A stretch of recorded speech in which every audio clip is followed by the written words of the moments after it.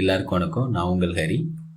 நேற்று நம்ம ஒரு வீடியோ போட்டிருந்தோம், அது கமெண்ட் பண்ணியிருந்தாங்க. நீங்கள் அடிக்கடி ஓகேவாங்கிற வேர்டு யூஸ் பண்ணுறீங்க, எக்ஸாமில் நாங்கள் எழுதும் போதும் அந்த ஓகேவாங்கிற வேர்டு தான் எங்களுக்கு ஞாபகம் வருங்கிற மாதிரி சொல்லியிருந்தாங்க. அதை கண்டிப்பாக அதை நான் அவாய்ட் பண்ண பார்க்குறேன். முடிஞ்ச அளவுக்கு நான் ட்ரை பண்ணுறேன். ஓகேவா? இதே மாதிரி கமெண்ட் போடுறத ஆதரிக்கிறோம். நீங்கள் என்ன நிறை குறைகள் இருந்தாலும் அதை கமெண்டில் சொல்லுங்கள். அதுக்கேற்றாப்புல உங்களுக்கு வீடியோ போடுறோம். ஏன்னா உங்களுக்காக தான் நாங்கள் வீடியோவே போடுறோம். ஸோ நீங்கள் என்னன்னாலும் கமெண்ட்டில் நீங்கள் கமெண்ட் பண்ணுங்கள். ஓகேவா? ஓகே, இன்னைக்கான டாபிக் என்னன்னா இன்ஃப்ளேஷன். ஓகேங்கிற மறுபடியும் வருது. இன்னைக்கான டாபிக் இன்ஃப்ளேஷன். இன்ஃப்ளேஷனுங்கிறது எனக்கு ரொம்பவே பிடிச்ச டாபிக். ஏன்னா நான் பிஏ எக்கனாமிக்ஸ் ஸ்டூடெண்ட்டு. ஸோ இன்ஃப்ளேஷனுங்கிறது தான் நான் ப்ராஜெக்டாக ஃபைனல் இயர் ப்ராஜெக்டாக எடுத்து பண்ணேன். ஸோ இன்ஃப்ளேஷனுங்கிறது ரொம்பவே பிடிச்ச டாபிக் அண்ட் ரொம்பவே இன்ட்ரெஸ்டிங்கான டாபிக். நம்ம எப்படி பார்க்குறோங்கிறது தான் இருக்குது. ஃபஸ்ட்டு இன்ஃப்ளேஷன்னா என்னன்னு நம்ம புரிஞ்சுப்போம். இன்ஃப்ளேஷன்னா பணவீக்கம். ஓகே, ஒரு பொருளோட மதிப்பு அதிகமாகும். ஒரு பொருளோட மதிப்பு அதிகமாகும், நம்ம கையில் இருக்க மணியோட வேல்யூ கம்மியாகும். ஒரு பொருளோட வேல்யூ அதிகமாகும், மணியோட வேல்யூ கம்மியாகும். ஓகேவா? சாரி, ஓகேவா சொன்னதுக்கு. ஒரு வடை இருக்குன்னு வச்சுக்கோங்க. ஒரு வடை போன வருஷம் 5 ரூபான்னு இருக்கு. ஓகேவா? Okay, sorry guys. ஒரு வடை 5 ரூபான்னு இருக்கு போன வருஷம். இந்த வருஷம் அந்த வடை 10 ரூபான்னு இருக்கு. அந்த பொருளோட வேல்யூ இன்க்ரீஸ் ஆகுது. 5 ரூபான்னு இருக்கிறது 10 ரூபான்னு ஆயிடுச்சு. ஆனால் மணியோட வேல்யூ கம்மியாயிருச்சு. நான் 5 ரூபாய்க்கே ஒரு வடை வாங்கினேன். ஆனால் இப்போ 10 ரூபா இருந்தால் தான் ஒரு வடை வாங்க முடியும். ஸோ மணியோட வேல்யூ எனக்கு கம்மியாயிருச்சு இந்த இடத்துல. ஓகேவா? இதுக்கு முன்னாடி நான் 10 ரூபாய்க்கு 2 வடை வாங்கியிருப்பேன் போன வருஷம். ஆனால் இந்த வருஷம் என்னால் 10 ரூபாய்க்கு ஒரு வடை தான் வாங்க முடியும். மணியோட வேல்யூ கம்மியாகுது, பொருளோட வேல்யூ இன்க்ரீஸ் ஆகுது. Layman's view, inflation is simply a rise in the prices of daily or weekly items. Daily, அதான் எசென்சியல் ஐட்டம்ஸ் ரைஸ் ஆகிறது தான் இன்ஃப்ளேஷன் சொல்கிறாங்க. Inflation is simply a rise in the prices. Essential daily weekly use பண்ணக்கூடிய ஐட்டம்ஸோட price rise ஆகிறது தான் இன்ஃப்ளேஷன்ஸு layman's view மூலமாக சொல்கிறாங்க. பொலிட்டிக்கல் வியூவில் டெவலப்பிங் கண்ட்ரீஸ், டெவலப்பிங் எக்கனாமிக்ஸ் என்ன சொல்கிறாங்கன்னா, inflation can lead to political crisis. Political கிரைசஸை ஏற்படுத்தும். பவரில் இருக்கக்கூடியவங்கள அதை பவரில் இருந்து அவங்கள இது பண்ணுறது கூட அது அதாச்சும் அந்த கவர்மெண்ட்டே மாற்றுறது அளவுக்கு கூட முடியும். அந்த இன்ஃப்ளேஷன் லீட் பண்ணும் அப்படிங்கிறாங்க. டெவலப்டு கண்ட்ரீஸில், டெவலப்டு எக்கனாமிக்ஸில் அதை ரொம்பவே விழிப்புணர்வு உள்ள வாக்காளர்கள் என்ன பண்ணுறாங்கன்னா, இப்போது பணவீக்கத்தை தாக்கத்தை அரசாங்கமே பொறுப்பேற்கணுங்கிற மாதிரி சொல்கிறாங்க. ஓகே, நெக்ஸ்ட் பேஜ் பாருங்கள், உங்களுக்கு டெஃபினிஷன் இன்னும் நல்லா புரியும். Next page. Inflation. Definition of inflation: general level of price. ப்ரெசிஸ்டன்ட்னா என்ன? தொடர்ச்சியாக. ஜென்ரல் ப்ரைஸ் லெவல் தொடர்ச்சியாக இன்க்ரீஸ் ஆகுது. இன்ஃப்ளேஷனுங்கிறது ஒரு நல்ல இதுதான். ஓகே, எக்கனாமியில் இன்ஃப்ளேஷனுங்கிறது கண்டிப்பாக இருக்கணும். ஆனால் எந்த விதத்தில் இருக்கணுங்கிறது தான் பிரச்சனை. இன்ஃப்ளேஷன் இருக்கணும், கண்டிப்பாக இன்ஃப்ளேஷன் இருந்தால் தான் டிமாண்ட் இருக்கும். இன்ஃப்ளேஷன் கண்டிப்பாக இருக்கணும் எக்கானமியில். ஆனால் எந்த விதத்தில் இருக்குது? ஓவராக இன்ஃப்ளேஷன், சப்ளை கான்ஸ்டண்ட்டாக இருக்கும்போது இன்ஃப்ளேஷன் அதிகமாகிட்டே இருந்துச்சு வச்சுக்கோங்களேன், அது எக்கானமியில் பிரச்சனையாகும். ஸோ இன்ஃப்ளேஷன் கண்டிப்பாக வரும். So a sustained persistent and across the broad rise in the general level of price. General level of price increase ஆகும்போது அதுதான் இன்ஃப்ளேஷனுங்கிறாங்க. A price rise in a single good is not inflation. ஒரு single good price, single குட்டோட, அதாவது ஒரு பொருளோட விலை increase ஆயிடுச்சுன்னு சொல்லிட்டு அதை இன்ஃப்ளேஷன் எடுத்துக்க முடியாதுங்கிறாங்க. Okay, price fall, disinflation versus deflation. Disinflation அப்படின்னா ப்ரைஸஸ் ரைஸ் ஆகிட்டே தான் இருக்கும். லிட்ரலி இது ஒரு இன்ஃப்ளேஷன் மாதிரி தான், பட் மோர் ஸ்லோலி. ஜென்ரலாக கம்ஃபர்ட்டாக இது குட், எக்கானமிக்கு இது குட்ங்கிறாங்க. ஏன்னா கம்ஃபர்ட் லெவலில் ஸ்லோவாக இன்க்ரீஸ் ஆகும். அது ஜென்ரலி குட். அதுக்கேற்றாப்புல நம்ம அதை ஐடென்டிஃபை பண்ணி அதுக்கேற்ற சப்ளையை நம்ம உருவாக்கிடுவோம். கான்ஸ்டண்ட்டாக இருக்காது. ஓகே, மணி சப்ளை இன்க்ரீஸ் ஆகும்போது டிமாண்ட் இன்க்ரீஸ் ஆகும். சப்ளை வந்து கான்ஸ்டண்ட்டாக இருந்ததுன்னா வந்து டிமாண்ட் அதிகமாக இருக்கும்போது சப்ளை கான்ஸ்டண்ட்டாக இருக்கும்போது இன்ஃப்ளேஷன் ஆகும். சப்ளையும் இந்த ஸ்லோ இன்க்ரீஸை வந்து நம்ம ஐடென்டிஃபை பண்ணி சப்ளையும் ஒரு கான்ஸ்டண்ட்டாக நம்ம இன்க்ரீஸ் பண்ணோம்னு வச்சுக்கோங்க. டிமாண்ட் எப்படி கான்ஸ்டண்ட்டாக இன்க்ரீஸ் ஆகுதோ அதே மாதிரி சப்ளையும் கான்ஸ்டண்ட்டாக இன்க்ரீஸ் பண்ணுறோம்னா டேலி ஆயிடும். ஓகே. டீஃப்ளேஷனுங்கிறது இன்ஃப்ளேஷனுக்கு அப்படியே opposite. Okay. A literal fall in the general price level, inflation becomes negative. This is not good for the economy. இப்போ பொருளோட மதிப்பு கம்மியாகும், மணியோட மதிப்பு வந்து இன்க்ரீஸ் ஆகும். ஓகே. பொருளோட மதிப்பு கம்மியாகும், மணியோட மதிப்பு வந்து இன்க்ரீஸ் ஆகும். இதுதான் டிஃப்ளேஷன். நெக்ஸ்ட் பேஜ் பாருங்கள். இது வந்து ரிசெஷனுக்கு கூட கொண்டு நம்மளை போவோம். ரிசெஷனுங்கிறது டிஃப்ளேஷனோட எக்ஸ். லாஸ்ட் இன்ஃப்ளேஷன் தான் ஹையில் இருக்கும், மேலே இன்ஃப்ளேஷன். ரிசெஷனுங்கிறது வந்து எக்கானமியை வந்து டிஃப்ளேஷன் அடிமட்டத்து லெவலில் போகிறது தான் ரிசெஷன் வாங்க. Okay.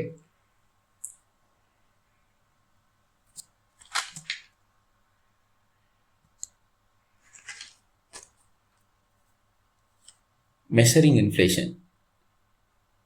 The rate of inflation is measured using price indices which calculate a way.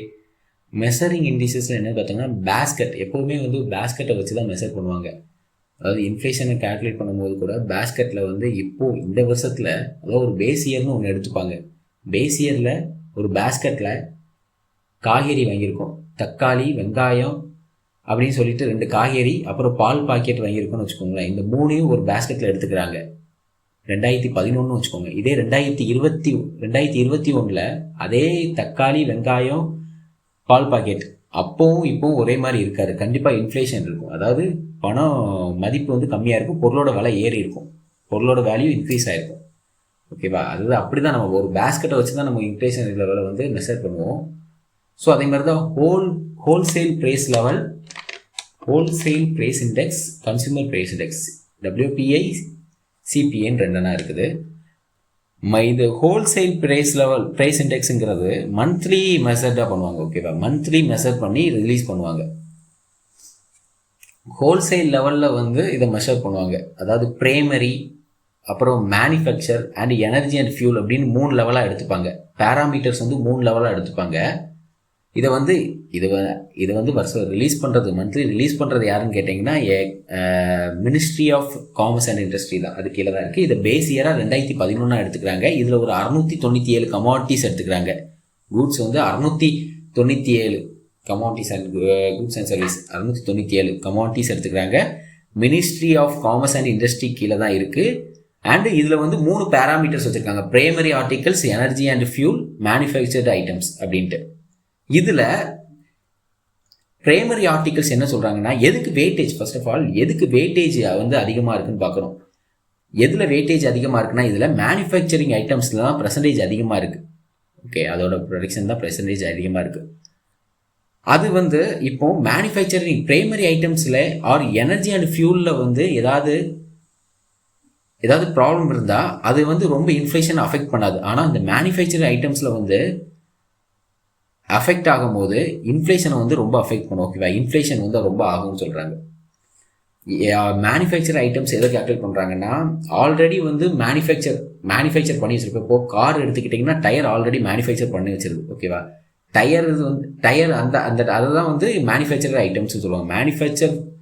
Already manufacture குட்ஸை வந்து யூஸ் பண்ண, அது மேனுஃபேக்சருக்காக யூஸ் பண்ணுறது. ஓகே. ப்ரொடக்ஷனுக்காக யூஸ் பண்ணுறது. அப்புறம் எனர்ஜி அண்ட் ஃபியூல்னால் அந்த crude oil, natural gas, LPG, electricity இதெல்லாம் அதில் வந்துடும். அதெல்லாம் 14% சொல்கிறாங்க வெயிட்டேஜ். பிரைமரி ஆர்டிகல்ஸ் எடுத்துக்கிட்டிங்கன்னா, பிரைமரி ஆர்டிகல்ஸ்னால் ரா மெட்டீரியல், ஃபுட்ஸாக இருக்குது. ஃபுட்ஸுக்கு வந்து ரா மெட்டீரியல்ஸ் எடுத்துக்க. இப்போது மில்க் வந்து எதோட ரா மெட்டீரியல், கீயோட ரா மெட்டீரியல். இப்போ கீன்னு எடுத்துக்கிட்டேன்னா மில்க் அதுக்கு ரா மெட்டீரியல். பிஸ்கெட்டுன்னு எடுத்துக்கிட்டிங்கன்னா மைதா அதுக்கு ரா மெட்டீரியல். ஸோ அதோட வெயிட்டேஜ் என்னன்னு பார்த்தீங்கன்னா 20% கிட்ட இருக்குது. ஓகேவா? அக்ரிகல்ச்சர் ரா மெட்டீரியல் வந்து பிரைமரியில் வந்துடும். ஸோ இந்த மாதிரி 3 விதமாக கால்குலேட் பண்ணுவாங்க. WPI ஹோல்சேல் இது மெத்தடை வந்து 3 விதமாக கால்குலேட் பண்ணி எதுக்கு வெயிட்டேஜ் அதிகமாக இருக்கோ அதை முக்கியத்துவம் கொடுத்து கால்குலேட். ஸோ அதில் வந்து ஏதாவது டிஃப்ரெண்ட் சேஞ்சஸ் வந்துச்சுன்னா அது இன்ஃப்ளேஷன் வந்து ரொம்பவே அடிவாகும். அதுக்கேற்றாப்புல பேலன்ஸ்டு எக்கனாமிக்ஸ் மெயின்டைன் பண்ணுவாங்க. இந்த மாதிரி WPI அண்ட் சிபிஐனா ரீட்டைல் லெவலில் வந்து மெஷர் பண்ணுறது, ப்ரைஸஸை வந்து ரீட்டைல் லெவலில் மெஷர் பண்ணுவாங்க. இதுக்கு ஒரு 6 பேராமீட்டர் இருக்குது. இதில் 3 பேராமீட்டர், ஆனால் இதில் 6 பேராமீட்டர் இருக்குது. ஓகே, அதாவது சிபிஐ வந்து 6 பேராமீட்டர் இருக்குது. Industrial workers, agriculture labours, rural labours அப்படின்னு சொல்லிட்டு 3 பேராமீட்டர். அண்டு சிபிஐ வந்து ரூரல் அர்பன்னு பிரியும். ஓகே, ரூரல் அர்பன்னு பிரியும், அதேமாதிரி கம்பைன்டும் பிரியும். ஏன் ரூரல் அர்பன்னு பிரியுதுன்னு கேட்டிங்கன்னா, இப்போ ரூரலில் வந்து அதாவது கிராமப்புறத்தில் வந்து ஹோம் ஹவுஸில் இருப்பாங்க, ஆனால் அர்பனில் வந்து மோஸ்ட்லி ரெண்ட் ஹவுஸில் தான் இருப்பாங்க. கிராமப்புறத்தில் வந்து டிரான்ஸ்போர்ட்டுக்கு அவ்வளோவா செலவு பண்ண மாட்டாங்க, ஆனால் அர்பனில் டிரான்ஸ்போர்ட்டுக்கு அதிகமாக செலவு பண்ணுவாங்க. ரூரலில் வந்து விறகடுப்பு, மண்ணெண்ணெய், இந்த மாதிரி கரோசின் எல்லாம் யூஸ் பண்ணுவாங்க. ஆனால் அர்பனில் வந்து எல்பிஜி, எலக்ட்ரிக் அந்த மாதிரி போவாங்க. ரூரலில் வந்து மால் கிடையாது. நம்ம எக்ஸ்பெண்டிச்சரில், அதாவது நம்ம கன்சியூமரோட எக்ஸ்பெண்டிச்சரே வந்து வேறு மாதிரி இருக்கும், நம்மளோட லைஃப் ஸ்டைலே வேறு மாதிரி இருக்கும். மால் கிடையாது, பீஸா அவ்வளோ வாங்கி சாப்பிட மாட்டாங்க. ஆனால் அங்கே வந்து மாலுக்கு போவாங்க, பீஸாவே வந்து 200 500 வாங்குவாங்க. நல்லா வந்து ஸோ வந்து ரூரல் அர்பன்னு பிரிக்கிறது வந்து இதுதான் காரணம். ஓகேவா, ஒவ்வொருத்தங்களோட கன்சியூமரோட எக்ஸ்பெண்டிச்சர் வந்து வெவ்வேறு விதமாக இருக்கும். அதே மாதிரி industrial workers, agri labours, rural லேபர்ஸ்ன்னு நிறைய டேம் இருக்குது. இதை நம்ம வர பார்ப்போம். ஓகேவா, அடுத்தடுத்து பார்ப்போம். இப்போ வாங்க டாபிக் இருப்போம். அப்புறம் இன்ஃப்ளேஷன் ஃபார்முலா என்னன்னு பார்த்து வச்சுக்கோங்க. நெக்ஸ்ட்டு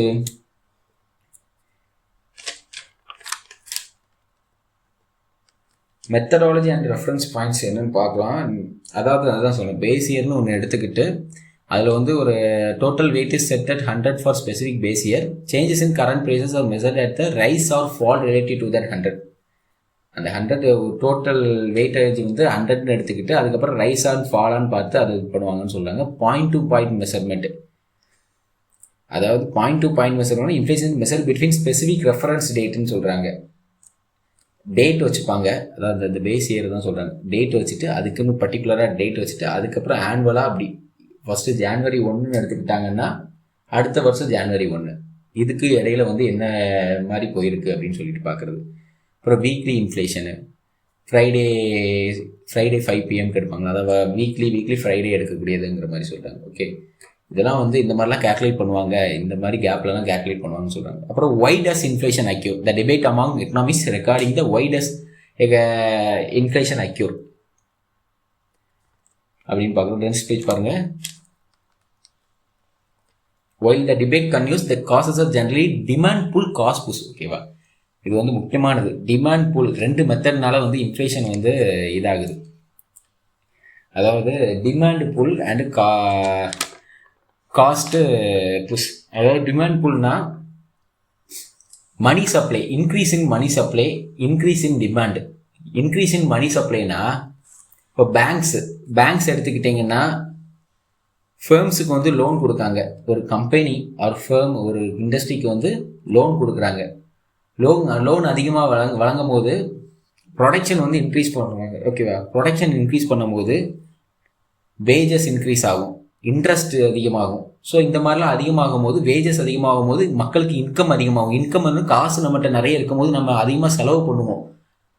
ஆனால் அந்த மார்க்கெட்டில் ஒரு பொருள் வந்து ஒரு கான்ஸ்டண்ட்டாக தான் அதோட ப்ரொடக்ஷன் இருக்குது, அதோட சப்ளை இருக்குது. கான்ஸ்டண்ட்டாக தான் சப்ளை. அந்த மார்க்கெட்டில் ஒரு பொருள்னு எடுத்துக்கிட்டிங்க, பால்னு எடுத்துக்கிட்டிங்கன்னா கான்ஸ்டண்ட்டாக தான் ஒரு பால் வந்து சப்ளை இருக்குது.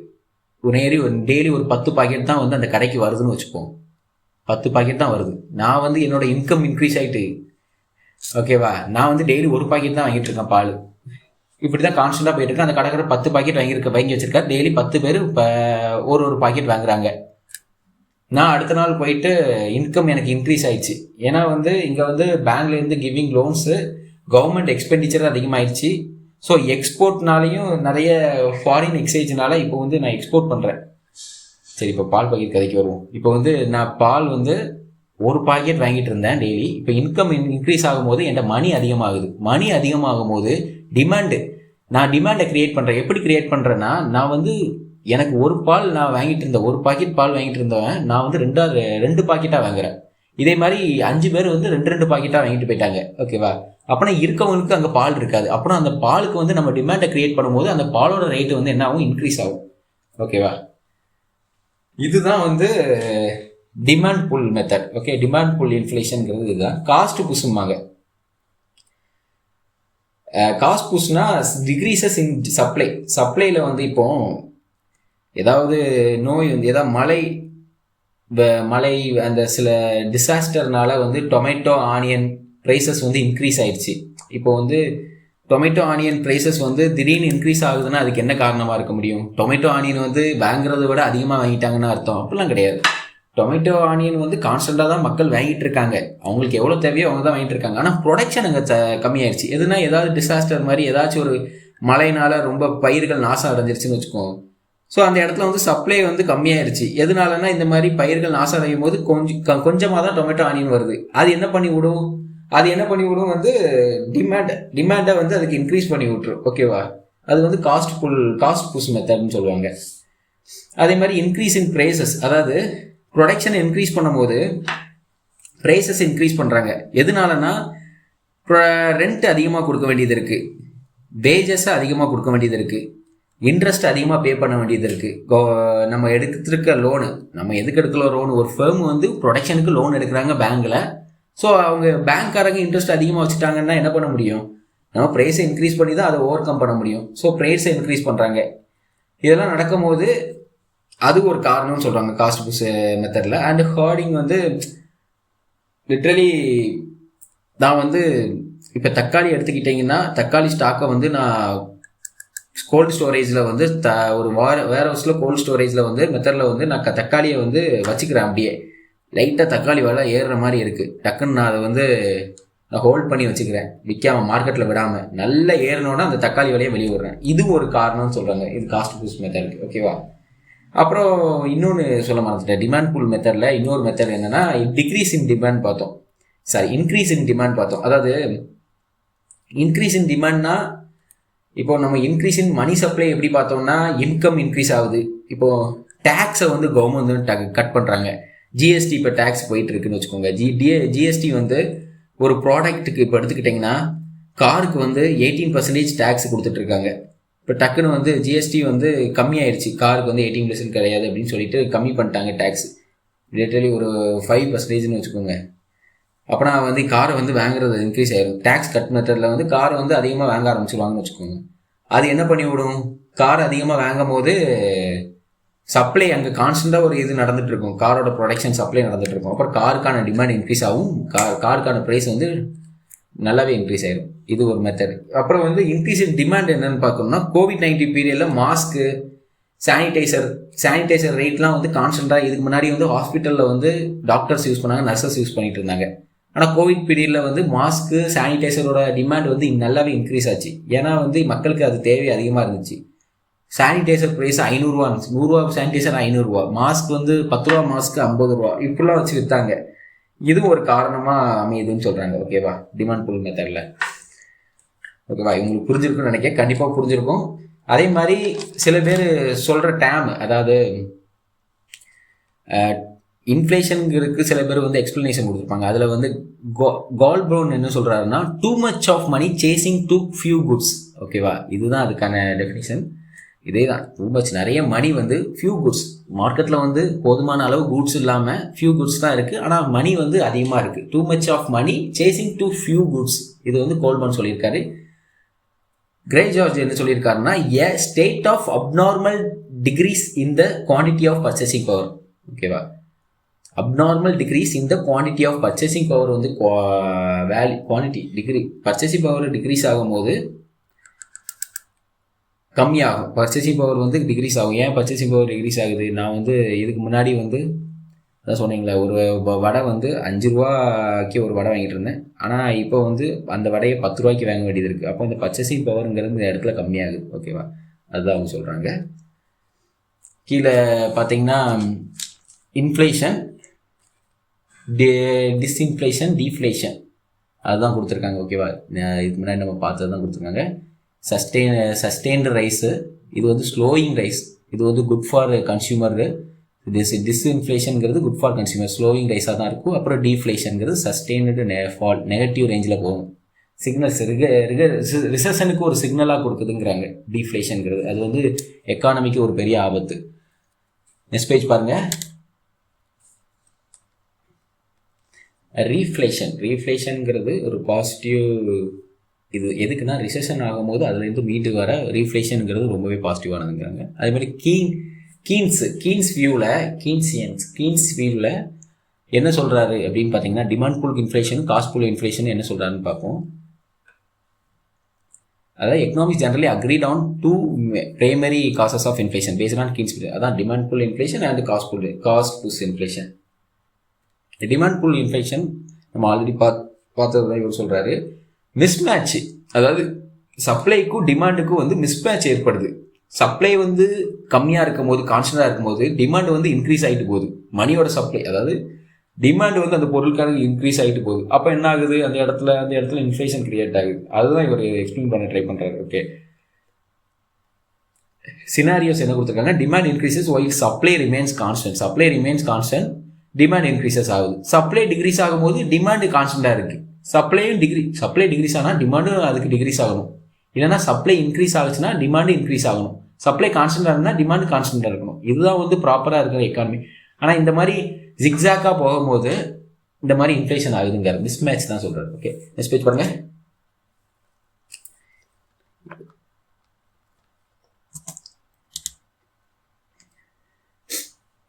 Government track the demand supply matrix and may import goods in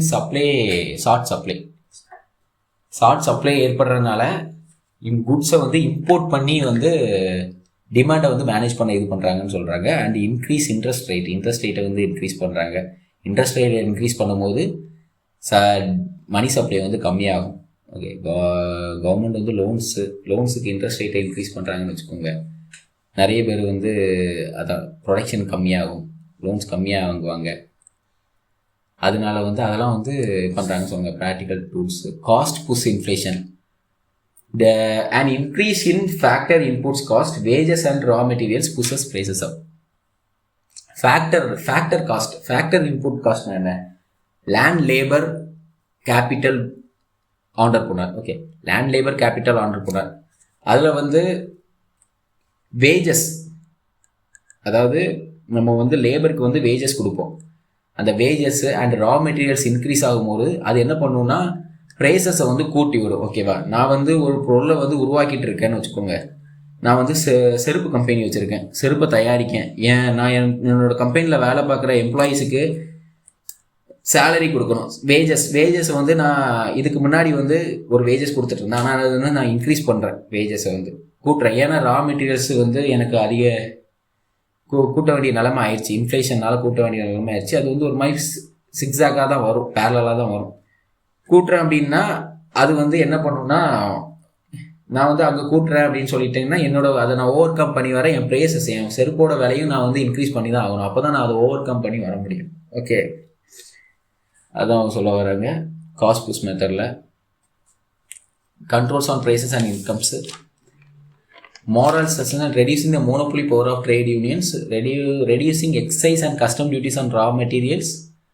periodic, இது வந்து மாடர்ன் டூல்ஸ் என்ன சொல்கிறாங்கன்னா, கச்சா பொருட்கள், அதாவது reducing excise and custom duties on raw materials. ஓகேவா, இதெல்லாம் இந்த மாதிரி டேக்ஸு இதெல்லாம் வந்து ரெடியூஸ் பண்ணும்போது அதோட இது வந்து கம்மியாகும்னு சொல்கிறாங்க. ஓகே, நெக்ஸ்ட் பேஜ் பாருங்கள்.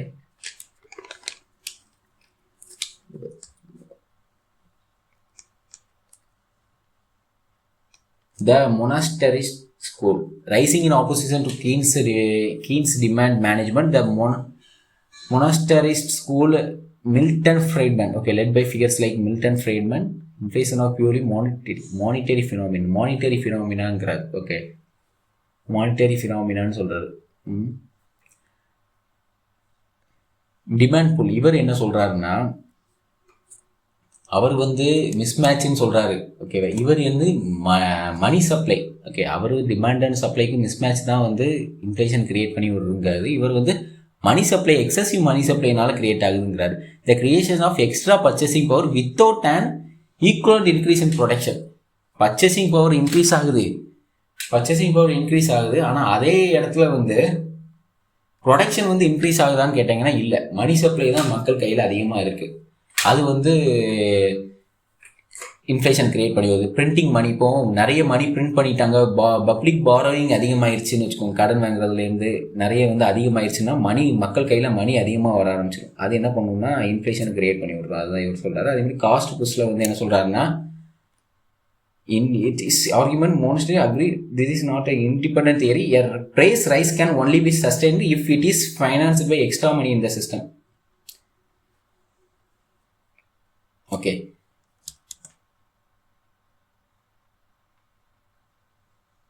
next page பாருங்க. அதாவது money supply didn't increase, consumer would cut consumption at higher prices. Money supply வந்து இன்க்ரீஸ் ஆகலைன்னா கன்சியூமர் வந்து என்ன பண்ணுவாங்க, கன்சப்ஷனுக்கு ஹையர் ப்ரைஸஸ் வந்து கட் பண்ணுவாங்க. ஓகேவா, அதிகமாக நம்ம வாங்கலை. இப்போ வந்து நான் அதிகமாக மணி சப்ளை இல்லை, நம்மகிட்ட காசு இல்லை அதிகமாக, நம்ம அந்த பொருளை வாங்கவே மாட்டோம். கான்ஸ்டண்ட்டாக வேணால் ஒரு ப்ரொடக்ஷன் நடந்துகிட்டே இருக்குது, மார்க்கெட்டில் பால் பாக்கெட் வந்துகிட்டே இருக்குது.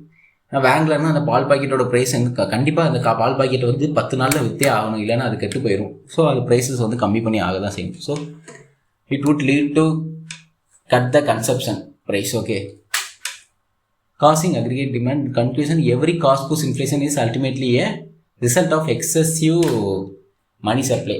எல்லா காஸ்ட் புஷ் மெத்தடும் மணி சப்ளைனால தான் வருது. எக்ஸசிவ் மணி சப்ளைனால தான் காஸ்ட் புஷ் இன்ஃப்ளேஷனே வந்து கிரியேட் ஆகுதுன்னு சொல்கிறாங்க. ஓகே, மொனாஸ்டி சொல்யூஷன் வந்து controlling money supply. Money supply control பண்ணணும். எப்படி கண்ட்ரோல் பண்ணலாம்?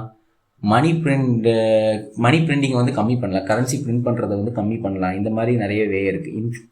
அண்டு பப்ளிக் பாரோயிங் வந்து செக் பண்ணணும் அடிக்கடி. அது வந்து இன்ஃப்ளேஷனை வந்து கண்ட்ரோல் பண்ணுறதுக்கு செக் பண்ணணும்னு சொல்கிறாங்க. Measure to check inflation. Next பாருங்கள், நெக்ஸ்ட் பேஜ். டிமாண்ட் சைடு மெஷரில் சிக்கனம். அதாவது எதுலலாம் இன்ஃப்ளேஷன், எந்த பொருளுக்கெலாம் வந்து இன்ஃப்ளேஷன் அதிகமாக இருக்குது, எசென்சியல் ப்ராடக்ட்ஸ் வந்து எதெல்லாம் இன்ஃப்ளேஷன் அதிகமாக இருக்குது, பணம் வீக்காக ஆயிருக்குன்னா அந்த பொருளை வந்து வாங்குறதை வந்து கண்ட்ரோல் பண்ணணும். ஓகேவா, அதை ஒரு டிமாண்ட் சைடு கண்ட்ரோலாக சொல்கிறாங்க. டிமாண்ட் சைடு மெஷரில் அது ஒரு இதை மெயின் திங்காக சொல்கிறாங்க. அதே மாதிரி மானிட்டரி மெஷரில் என்ன சொல்கிறாங்கன்னா, ரெப்போ ரேட்டை இன்க்ரீஸ் பண்ணுறது, சென்ட்ரல் ரிசர்வ் அதாவது சிஆர்ஆர் சொல்லுவாங்கல்ல, அதாவது பேங்க் வந்து ஒரு ரிசர்வ் வந்து ஆர்பிஐல வச்சுருக்கோம், அதை வந்து இன்க்ரீஸ் பண்ணணும். ஓகே, அதை இன்க்ரீஸ் பண்ணும்போது லோன் வந்து கொடுக்கறது கம்மியாகும். லோன் வந்து மக்களுக்கு கொடுக்கறது கம்மியாகும். லோன் கொடுக்கறது கம்மியாகிட்டுனா பேலன்ஸ் ஆகும்னு சொல்கிறாங்க. ஓகே, லோன் வந்து கொடுக்கறது கம்மியானா ஃப்ளோ ஆஃப் மணி கம்மியாகும். அண்ட் சப்ளை சைடு மெஷரில் என்ன சொல்கிறாங்கன்னா, increasing supply through upscale in domestic production, importing goods. Domestic ப்ரொடக்ஷனை வந்து அப்ஸ்கேல் பண்ணணும், அது சப்ளையை வந்து பேலன்ஸ் ஆக்கணும்.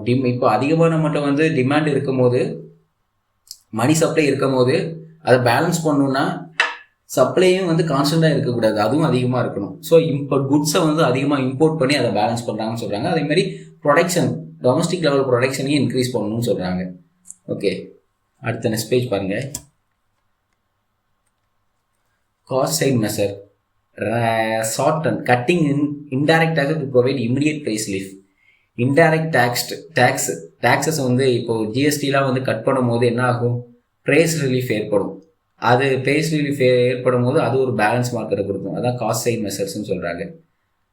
இப்போ scaling of technology to permanently reduce the cost of production. Technology லாங்காக, இது வந்து ஷார்ட்டாக தான், அதாவது ஷார்ட் டேர்மாக இருக்கக்கூடிய இதுதான். ஆனால் லாங் ரன் பார்க்கும்போது டெக்னாலஜி இம்ப்ரூவ் பண்ணும்போது பெர்மனண்ட்டாக அந்த காஸ்ட் ஆஃப் ப்ரொடக்ஷன் வந்து கம்மி பண்ணணும் அப்படின்னு சொல்கிறாங்க. கீன்ஸ் வெர்சஸ் மொனாஸ்ட்ரியன் கம்பேரிசன், அதுதான் பார்த்துருவோம் ஆல்ரெடி. இது வந்து டிமாண்ட் சப்ளை மேட்ச்னு சொல்கிறாரு கீன்ஸு. அவர் வந்து எக்ஸசிவ் மணி சப்ளைன்னு சொல்கிறாரு. ஒரு ஃபிஸ்கல் பாலிசி, டேக்ஸஸ், ஸ்பெண்டிங்கு, ஃபோக்கஸ் எதுலலாம் பண்ணணும்னா டேக்ஸஸில் பண்ணணும். டேக்ஸஸ் அதிகமாக போடும்போது மணி சப்ளை கம்மியாகும், டிமாண்டு. ஸோ ஸ்பெண்டிங்கை வந்து இது கவனம் செலுத்தணும், இதெல்லாம் கவனம் செலுத்தணும்னு சொல்கிறார். அவர் இன்ட்ரெஸ்ட்டு மணி ஃப்ளோவில் வந்து கவனம் செலுத்தணும்னு சொல்கிறாரு. இவர் wage push is a primary driver. Wage புஷ்னால் இன்கம் அதிகமாக மக்கள் வாங்குறதுனால அதுதான் ஒரு பிரைமரியான காசாக இருக்குது அப்படிங்கிறது. அவர் வந்து wage push must be funded by money supply. Money supply இருக்கனால தான் வந்து இன்கம் வந்து மக்களுக்கே அதிகமாக கிடைக்குன்னு அவர் சொல்கிறாரு. நெக்ஸ்ட் பேஜ் பாருங்கள். ரெமடி, கவர்மெண்ட் இன்டர்வென்ஷன் இருக்கணும், கண்ட்ரோல் பண்ணணும். இதில் ரெமடியாக என்ன சொல்கிறாங்கன்னா, பிரிண்டிங் ஆஃப் கரன்சியை வந்து கண்ட்ரோல் பண்ணணும் அப்படிங்கிறாங்க. டைப்ஸ் ஆஃப் இன்ஃப்ளேஷன் பார்க்க போகிறோம். இப்போ types of inflation, low inflation, galloping inflation. Low இன்ஃப்ளேஷன்னா creeping inflation. Okay, creeping inflation, low inflation அதாவது மெதுவாக ப்ரிடிக்டபுளாக இருக்கும், கிராஜுவலாக மூவ் ஆகும்பாங்களா. டக்குன்னு வந்து இன்ஃப்ளேஷன் ஆகாமல் டக்குன்னு இன்ஃப்ளேஷன் ஆச்சுன்னா அது வந்து எக்கானமிக்கு ஒரு பெரிய பாதிப்பை ஏற்படுத்தும். ப்ரிடிக்டபுளாக இப்படி கிராஜுவலாக இன்க்ரீஸ் ஆகும்போது அதுக்கேற்றாப்புல நம்மளும் வந்து சப்ளையை வந்து கண்ட்ரோல் பண்ணலாம். ஸோ அது வந்து ரொம்பவே நல்ல ஒரு குட் ஃபார் எக்கானமி தான். ஓகே, ஸ்டடி ரைஸ் ஃப்ரம் அதாவது இது சிங்கிள் டிஜிட்டில் மூவ் ஆகுங்காங்க. 2.3% to 3.4% ஓவர் 6 months. இது வந்து ஒரு ப்ராப்பரான ஒரு கிராஜுவல் இன்ஃப்ளேஷன், லோ இன்ஃப்ளேஷனுங்கிறாங்க. இப்போ நம்ம இந்தியன் எக்கானமி அந்த லோ இன்ஃப்ளேஷன் தான். ஓகே, க்ரீப்பிங் இன்ஃப்ளேஷன் மெதுவாக தான் கிராஜுவலாக தான் மூவ் ஆகிட்டு இருக்கு. ஓகே, கேலோப்பிங் இன்ஃப்ளேஷனுங்கிறது very high inflation ranging from, இதுக்கப்புறம் கேலோப்பிங் இன்ஃப்ளேஷன் தான். ஓகே, கேலோப்பிங் இன்ஃப்ளேஷனுங்கிறது இந்தியா வந்து லோ இன்ஃப்ளேஷனாக எனக்கு சரியாக தெரியல. பட் வந்து மோரோவர் இன்ஃப்ளேஷன் வந்து இல்லாமல் இருக்காது கண்டிப்பாக. பட் இந்தியா வந்து லோ இன்ஃப்ளேஷன், க்ரீப்பிங் இன்ஃப்ளேஷன் நோக்கி போதாங்கிறது தெரியல. அண்ட் கேலோப்பிங் இன்ஃப்ளேஷனில் வந்து வெரி ஹை இன்ஃப்ளேஷன், லோ இன்ஃப்ளேஷனுக்கு அப்புறம் ஹை இன்ஃப்ளேஷன் தான். ஓகே, அதாவது டபுள் ஆகும், ட்ரிபிள் ஆகும், வேல்யூ போகும். 10% இன்ஃப்ளேஷனுக்கு 20% மாறும், 20% இருக்கிறது வந்து 60% மாறுது. இதெல்லாம் வந்து கேலோப்பிங். இன்னும் இருக்குது ஹைப்பர் இன்ஃப்ளேஷன், இன்னொன்று இருக்குது. ஓகே, இது ரெஸ்பேஜ் பாருங்கள். இது வந்து எங்கெல்லாம் இருக்குது அப்படின்னு சொல்கிறாங்க. அதாவது 1970s 80s USSR, Russia also experience. இதெல்லாம் வந்து 1970s அர்ஜென்டினா, பிரேசில்லாம் வந்து எக்ஸ்பீரியன்ஸ் பண்ணாங்கன்னு சொல்கிறாங்க. Hopping, jumping, running or runaway inflation. இதுக்கு வந்து நிறைய நேம்ஸ்லாம் இருக்குது. ஜம்பிங் இன்ஃப்ளேஷன், ரன்னிங் இன்ஃப்ளேஷன் சொல்லிட்டு அதை தான் சொல்கிறாங்க சினானிம்ஸ். ஹைப்பர் இன்ஃப்ளேஷன் அடுத்தது. ஹைப்பர் இன்ஃப்ளேஷனுங்கிறது ராஜ் இன்ஃப்ளேஷன். சடனாக ப்ரைஸ் வந்து சுட்டப் ஓவர் நைட். ஒரு நைட்டில் டக்குன்னு பார்க்கும்போது, காலைல எழுந்து பார்க்கும்போது, இதுக்கு முன்னாடி நான் பால் பாக்கெட் நேற்று 10 ரூபா எடுத்துருப்பேன், நேரத்துக்கு அடுத்த நாள் காலைல எழுந்து பார்க்கேன் 30 ரூபான்னு இருக்கும். அப்படிங்கிற போது அது வந்து ஒரு ஹைப்பர் இன்ஃப்ளேஷன். இன்றைக்கி வர நான் 10 ரூபாய்க்கு பால் பாக்கெட் வாங்கிட்டு இருக்கேன் 200 ml, நாளைக்கு நான் எழுந்து பார்க்கும்போது 30 ரூபா பால் பாக்கெட் அப்படிங்கிறாங்க. அப்படின்னா அது hyper inflation. Okay, leads to total loss of confidence in domestic கரன்சியோட லாஸ் ஆஃப் கான்ஃபிடன்ஸ்னால் கரன்சியோட மதிப்பே வந்து ரொம்பவே இழந்துருவாங்க. ஓகே, அப்புறம் ஜெர்மனி 90s 20s வந்து இதை வந்து எக்ஸ்பீரியன்ஸ் பண்ணாங்க. கரன்சியா யூஸ்லெஸ் டூல் ஃபுல் நெஸ்பெக்ட் பண்ணி. Zimbabwe 2002, Venezuela 2019. And bottle neck inflation,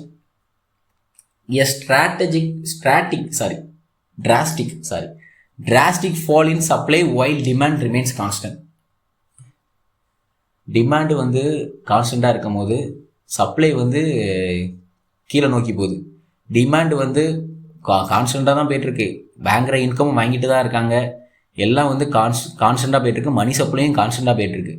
supply மட்டும் ப்ரொடக்ஷனில் மட்டும் திடீர்னு ப்ரொடக்ஷன் வந்து இவ்வளோ நாள் நல்லா போயிட்டு இருந்துச்சு. திடீர்னு வந்து ப்ரொடக்ஷன் கம்மியாயிருச்சு. என்ன ஆகுதுன்னா, பால் பாக்கெட்டு இதுக்கு முன்னாடி 10 பால் பாக்கெட் டெய்லி வந்துட்டு இருக்குன்னு சொன்னது இப்போ என்ன ஆகுது, 5 பால் பாக்கெட் தான் வருது. அப்படிங்கிற போது அது வந்து என்ன ஏற்படுத்தணும், பாட்டில் நெக் இன்ஃப்ளேஷன். அது இன்ஃப்ளேஷன் ஏற்படுத்திவிடலாம். அது வந்து பாட்டில் நெக் இன்ஃப்ளேஷனுங்கிறாங்க. அப்புறம் கோர் இன்ஃப்ளேஷனுங்கிறது கூட்ஸு, எனர்ஜி ப்ரைஸஸ், இதே மாதிரி எசென்சியல் ப்ராடக்ட்ஸ் எல்லாம் இருக்குல்ல, அதெல்லாம் வந்து எக்ஸ்க்ளூட் பண்ணும். அதெல்லாம் இல்லாமல் கால்குலேட் பண்ணுறது தான். அதெல்லாம் கால்குலேட் பண்ணி ஒரு இன்ஃப்ளேஷன் ஆகும்ல, அதெல்லாம் வந்து கோர் இன்ஃப்ளேஷன் சொல்கிறாங்க. Core inflation excluding the product, goods and energy prices. ஓகேவா, அதெல்லாம் சேர்க்காமல் மற்றது சேர்த்து சொல்கிறது தான் வந்து கோர் இன்ஃப்ளேஷன் சொல்கிறோம். நெக்ஸ்ட் பேஜ் பாருங்கள்.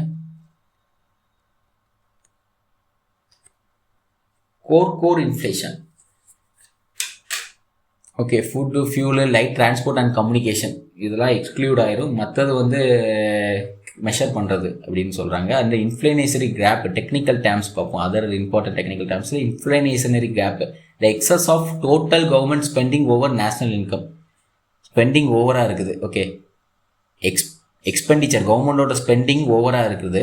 எதோட ஓவராக இருக்குன்னா, இன்கம் நம்ம ஜிடிபியோட அதிகமாக இருக்குது.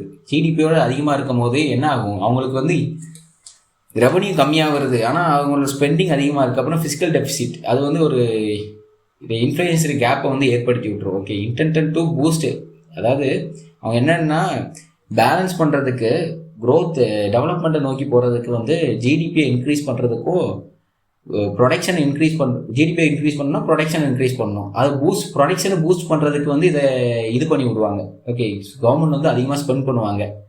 ஸ்பெண்ட் பண்ணும்போது அது என்ன ஆயிடுதுன்னா அது இன்கமோட நமக்கு வருவாயோட அதிகமாக செலவு பண்ணுற மாதிரி ஆயிடுது. அது என்ன ஆயிடுச்சுன்னா டெஃபிசிட் ஆயிடுது, இன்ஃப்ளூயன்சி கேப்புன்றாங்க. அதுதான். ஓகே, அது வந்து ப்ரைஸஸை வந்து அது இன்க்ரீஸ் பண்ணுறது. ஓகே, டீஃப்ளேஷனரி கேப், டீஃப்ளேஷனரி அவுட்புட் கேப், இது வந்து அதுக்கு ஆப்போசிட்டில் ஷார்ட்ஃபால் இன் டோட்டல் கவர்மெண்ட் ஸ்பெண்டிங் வந்து கம்மியாகிடுது. ஓகே, நேஷனல் இன்கம்மை கம்பேர் பண்ணும்போது கவர்மெண்ட் ஸ்பெண்டிங் வந்து கம்மியாகிடுது. அது வந்து ஃபிஸ்கல் சர்ப்ளஸுங்கிறாங்க. இது வந்து டீஃப்ளேஷனரி கேப்புங்கிறாங்க. பாருங்கள்,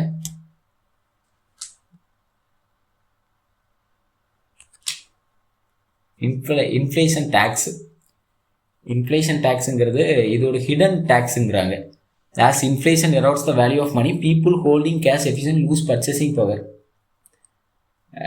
பர்ச்சேசிங் பவரை வந்து ரெடியூஸ் ஆகுது. ஓகே, பர்ச்சேசிங் பவர் ரெடியூஸ் ஆகுது. வேல்யூ ஆஃப் மணி வந்து கம்மியாகும் போது, inflation erodes value of money கம்மியாகும் போது பீப்புள் வச்சுருக்க பர்ச்சேசிங் பவர் வந்து கம்மியாகுது. இதுக்கு முன்னாடி வந்து டேக்ஸ் வந்து 10 ரூபா 10% போடுறாங்க. 100 ரூபா சம்பளம்னா 10% போடுறாங்க. 10% போய் 90 ரூபா சம்பளமாக வருதுன்னா, இப்போ வந்து அதே 10% இருக்கும் போது 120 ரூபா சம்பளம்னு வச்சுக்கோங்க. இப்போ 120 ரூபா, அதுக்கு இதே 100 ரூபா சம்பளம் இருக்குது, இன்க்ரீஸ் ஆகுது, இன்ஃப்ளேஷன் அதிகமாகுது. ஆனால் வந்து 10% எடுக்கும் போது 120 ரூபா சம்பளம்னா அதில் 12% போயிடுது. ஸோ இது வந்து இன்ஃப்ளேஷன் டேக்ஸுங்கிறாங்க. இதுவும் வந்து நம்ம இதை வந்து பாதிப்படைகிறது, இது மூலமாக பாதிப்படுறாங்கன்னு சொல்கிறாங்க. அதுபடி இன்ஃப்ளேஷன் ஸ்பைரல், வேஜ் ப்ரைஸ் ஸ்பைரல்ங்கிறாங்க. வேஜ் ப்ரைஸ், இது வந்து என்னென்னா வேஜ் ப்ரைஸ் ஸ்பைரல்ங்கிறது இன்ஃப்ளேஷன் ரைஸ் ஆகும். ஓகே, வென் இன்ஃப்ளேஷன் ரைஸ் வேஜஸும் ரைஸ் ஆகும். இன்ஃப்ளேஷனை பேலன்ஸ் பண்ண கம்பெனிலேருந்து ஐயோ இன்ஃப்ளேஷன் ஆயிடுச்சு, கம்பெனிலேருந்து என்ன பண்ணுவாங்க, வேலைக்கு வரணும்னா இன்ஃப்ளேஷன் அதிகமாகிடுச்சு, கம்பெனிக்கு வேலைக்கு வந்துட்டு இருக்கவனுக்கு ப்ரைஸஸ், அதாவது இன்கமையும் இன்க்ரீஸ் பண்ணுவாங்க, சேலரியும் இன்க்ரீஸ் பண்ணுவாங்க. அதான் வேஜஸ் ரைஸ் ஆகுது. வேஜஸ் ரைஸ் ஆகும்போது என்ன ஆகுதுன்னா காஸ்ட் புஷ் இன்ஃப்ளேஷன், அதாவது ப்ரைஸஸும் இன்க்ரீஸ் ஆகும். வேஜஸ் ரைஸ் ஆகுதுன்னா என்ன, கம்பெனி வந்து இப்போ ஒரு ஃபேக்ட்ரி வந்து வேஜஸ் அது இன்க்ரீஸ் பண்ணுது, அப்புறம் என்ன ஆகும், காஸ்ட் புஷ் இன்ஃப்ளேஷனை ஏற்படுத்தி விடும். அதாவது ஃபேக்டர் காஸ்ட் ப்ரைஸு, அது அவங்களோட இன்வெஸ்ட்மெண்ட் அதிகமாக இருக்கும் போது அவங்க அதை ஓவர் கம் பண்ண என்ன பண்ணுவாங்க, ப்ரைஸ், அந்த பொருளோட ப்ரைஸை வந்து இன்க்ரீஸ் பண்ணுவாங்க. பொருளோட ப்ரைஸ் இன்க்ரீஸ் ஆகும். மறுபடியும் அது எதை நோக்கி வரும், மறுபடியும் வந்து இன்ஃப்ளேஷன் நோக்கி வரும். இன்ஃப்ளேஷன் நோக்கி வந்தாலும் மறுபடியும் வேஜஸ் ரைஸ் ஆகும். மறுபடியும் வந்து வேஜஸ் ரைஸ் ஆகணும்னு அந்த கம்பெனியில் வந்து அதை ஓவர் கம் பண்ண மறுபடியும் அதை ஒரு ப்ரைஸை இன்க்ரீஸ் பண்ணுவாங்க. இப்படி ஒரு ஸ்பைரல் மாதிரி அப்படியே சொல்லிக்கிட்டே வர்றது தான். இதுதான் என்ன சொல்கிறாங்கன்னா வேஜ் ப்ரைஸ் ஸ்பைரல்னு சொல்கிறாங்க. ஓகே, இது வந்து first identify as significant cost, அதாவது எப்போனா யூஎஸில் வந்து 1935 ஐடென்டிஃபை பண்ணியிருக்காங்கன்னு சொல்கிறாங்க. ஓகே கைஸ், இன்றைக்கி கிளாஸ் இவ்வளோ தான். இது வந்து கொஞ்சம் பேசிக்காக தான் நம்ம பார்த்துருக்கோம். நெக்ஸ்ட் கிளாஸ்லேருந்து கொஞ்சம் ஹை லெவலில் பார்ப்போம் நம்ம. இது வரைக்கும் சப்போர்ட் பண்ணாதீங்க, சப்ஸ்கிரைப் பண்ணாதீங்க, பண்ணிக்கோங்க. அண்டு இந்த வீடியோவில் ஏதாவது நிறைய குறைகள் இருந்தாலும் சொல்லுங்கள், கண்டிப்பாக அதை வந்து நாங்கள் ஆதரிக்கிறோம். Thank you for your support. Thank you guys.